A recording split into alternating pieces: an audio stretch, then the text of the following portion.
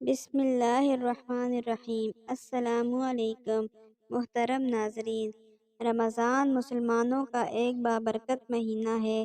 اس مہینے میں تمام دنیا کے مسلمان روزہ رکھتے اور اللہ رب العزت کی عبادت کر کے اس کی خوشنودی حاصل کرتے ہیں۔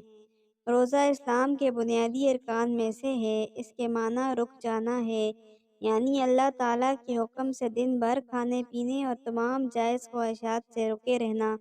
اللہ عز و جل قرآن پاک میں ارشاد فرماتے ہیں کہ اے ایمان والو، تم پر روزے فرض کیے گئے ہیں جیسا کہ تم سے پہلے لوگوں پر کیے گئے، تاکہ تم متقی اور پرہیزگار بن جاؤ۔ رمضان المبارک کی اہمیت و فضیلت کے حوالے سے بے شمار احادیث ہیں، جن میں سے چند یہاں درج کی جاتی ہیں۔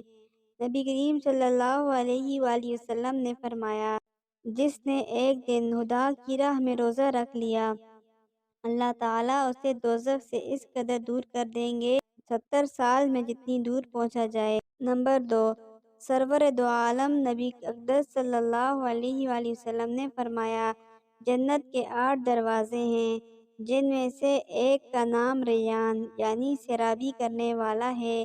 اس دروازے سے صرف روزہ دار داخل ہوں گے۔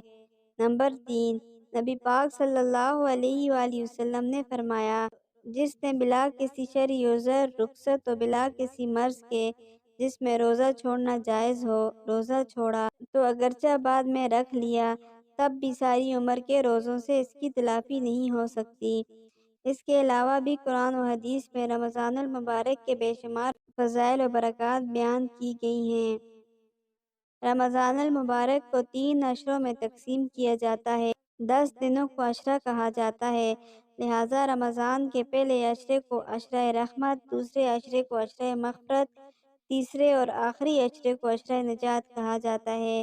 رمضان المبارک کے آغاز پر پہلی شب کو ہی جنت کے دروازے کھول دیے جاتے ہیں اور شیطان زنجیروں میں جکڑ دیے جاتے ہیں۔ پہلی شب بعد نماز عشاء سورہ فتح کی تلاوت کی بہت فضیلت ہے۔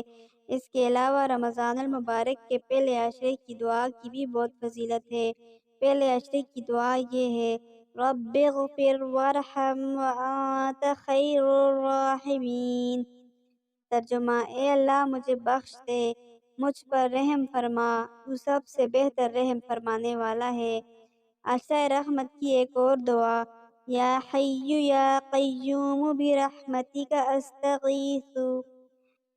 ترجمہ، اے سدا زندہ رہنے والے، اے سب کو قائم رکھنے والے، میں تیری رحمت سے مدد چاہتی ہوں۔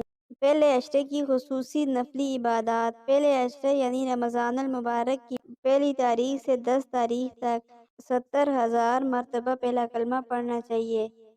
نمبر 2، روزانہ ایک تسبیح سورۃ اخلاص قل ھو اللہ احد پڑھیں۔ نمبر 3، رمضان المبارک میں سورۃ القدر کثرت سے پڑھنی چاہیے۔ نمبر 4، تیسرا کلمہ روزانہ ایک تسبیح باعث برکت و فضیلت ہے۔ پہلے عشرے کے اہم واقعات۔ حضرت ابراہیم علیہ السلام کو صحائف پہلے عشرے میں دیے گئے۔ حضرت موسیٰ پر تورات 6 رمضان المبارک کو نازل ہوئی۔